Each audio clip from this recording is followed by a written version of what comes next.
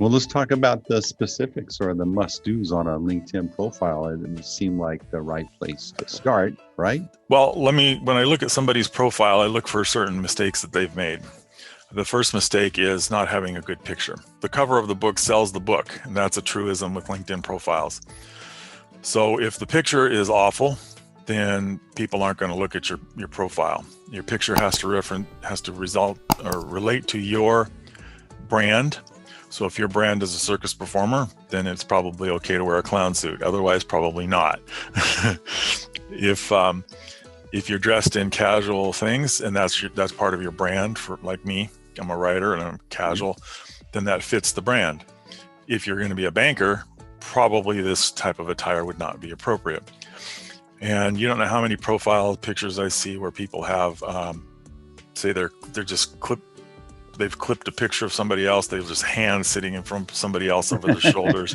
It's awful. I had one who had a cemetery in the background. Yeah. Others who had beer bottles topped all over the place in the room. You got to watch the background. The advice is get a professional picture, even if you go to JCPenney's or some supermarket mall photographer and get a good quality professional photo, well-dressed, even makeup to clean you up, and then maybe even retouch the photo a little bit.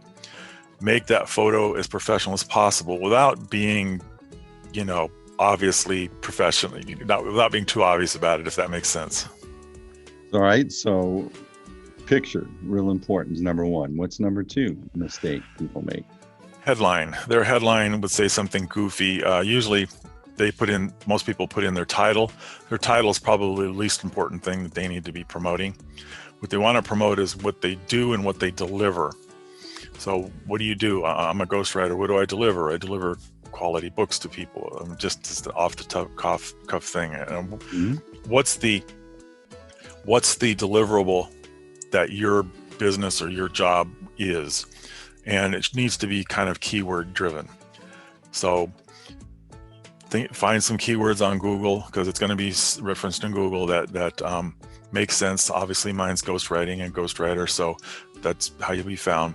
If you're a banker, then you want to have some banking related keywords in there, and you want it to really portray your call to action, also at the end. And you probably don't want to put things like looking for work, because that immediately, and a lot of people do. I've seen it a lot after the pandemic, and that probably is not what you want to do. You don't need to hide that you're looking for work, but you probably don't want to put it out there on the headline, because that's going to be on the front page. That's going to be in all the search engines. You want something that's going to search well, and it's very important. And there's the same thing with all of the headlines on each one of your experiences. You can put in more keywords there too, and you want to make sure that all of those keywords and experiences align, and that they give you additional room for phrases and things. And you only need to put them in once. So you only need to say ghostwriter once. Google and LinkedIn are smart enough to figure it out from there. You don't need to have it sprinkled all over the place and stuff keywords and things. It's not going to like that. All right. And then number three mistake that people usually make on their LinkedIn profile. Their about page is their resume. And they just cut and paste their resume in, and it's in third person. Your LinkedIn profile on your about page should be in first person, I, me, rather than third person or past tense. What do you do now? What are you doing now? I do this. I deliver this product. I deliver this service. And here are my statistics. That's what you want to say in your LinkedIn about page. You don't want to say, these are my responsibilities. Nobody cares what your responsibilities are or were. What they care about is, what are you going to deliver for me? How can you back that up? I increased ROI by 5% over a period of a year, or something like that.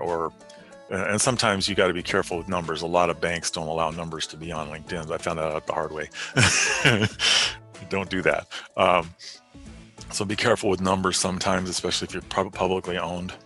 But make sure that about thing is in present tense, and make sure it's about you, not your company, not your business, but it's about you and then your business.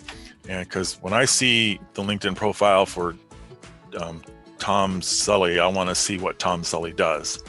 and what is it about Tom Sully and what he can do for me? Why am I interested in looking at him? Well, he can deliver me this. And that's what you want to have in there.